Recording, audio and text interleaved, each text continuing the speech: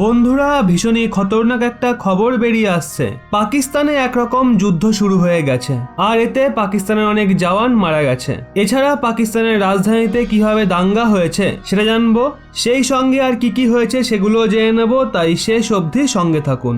বন্ধুরা সবার প্রথমে তো আপনাদের বলি বর্তমান সময়ে কি সিচুয়েশন হয়ে রয়েছে ভারত ও পাকিস্তানের মধ্যে।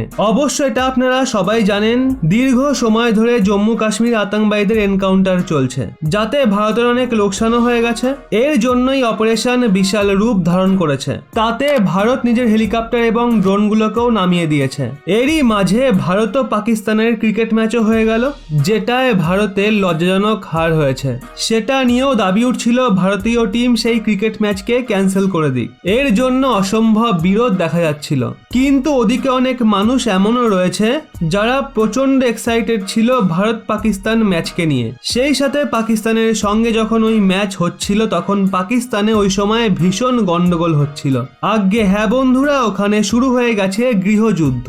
এখন আপনারা বলবেন গৃহযুদ্ধ কি হবে? তো দেখুন, পাকিস্তানে একটা সংগঠন রয়েছে যার নাম টিএলপি, অর্থাৎ তেহরিক ই লাব্বেইক পাকিস্তান।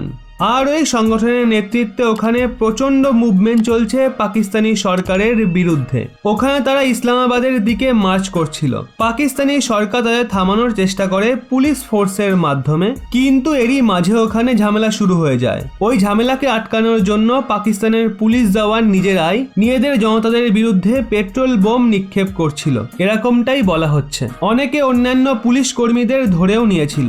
আর ওই ঝামেলায় প্রায় 1 ডজনেরও বেশি পাকিস্তানি পুলিশ কর্মী মারা গেছে। এছাড়া কিছু আর্মি জওয়ান আহত হয়েছে এবং বেশ ভালো মাত্রায় পাকিস্তানের নাগরিকদেরও ওখানে ক্যাজুয়ালিটিস হয়েছে। অনেকেই আহত হয়েছে, তো একভাবে বলতে পারেন সিভিল ওয়ার চলছে তেহরিক ই লাব্বেইক পাকিস্তান এবং পাকিস্তানি সরকারের সমর্থকদের মাঝে। এরই মধ্যে পাকিস্তানি সরকার অভিযোগ আনছে টিএলপির মানুষরা ভারতের থেকে ফান্ডিং পাচ্ছে। মোটামুটি বলতে পারেন বেশ ভালো রকম গৃহযুদ্ধ শুরু হয়ে গেছে পাকিস্তানে। ওদিকে আবারও উত্তপ্ত হয়ে উঠেছে কাশ্মীর উপত্যকা। রবিবার লুকিয়ে থাকা বাকি জঙ্গিদের খোঁজে লস্কর জঙ্গি জিয়া মুস্তাফাকে সঙ্গে নিয়ে ভাটাডুরিয়ানে যান সেনা জওয়ানরা। সেখানে লুকিয়ে থাকা জঙ্গিরা সেনার ওপর হামলা করে দেয়। জম্মু কাশ্মীর পুলিশ জানিয়েছে এই এনকাউন্টারে 3 জন সেনা জওয়ান এবং জেসিও শহীদ হয়েছেন।